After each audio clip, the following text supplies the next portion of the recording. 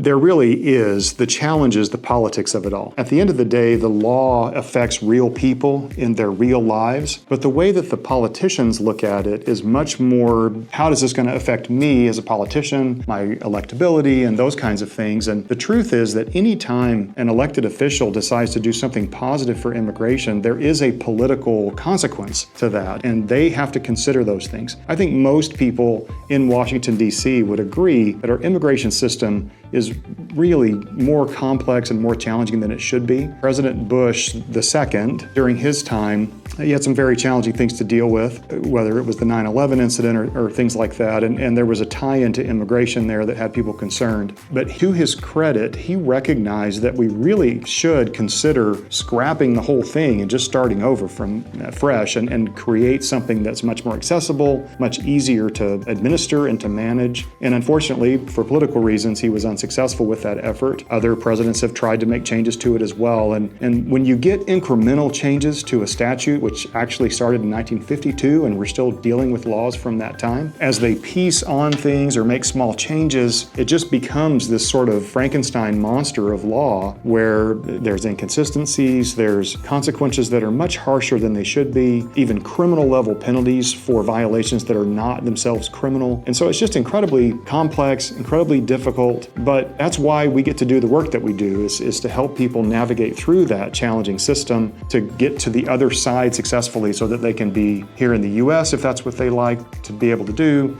have their families together, keep their families together. Those kinds of things are what really drive us to stay on the edge of what's changing, what's happening, so that we can sort of maximize opportunities for those that choose to work with us.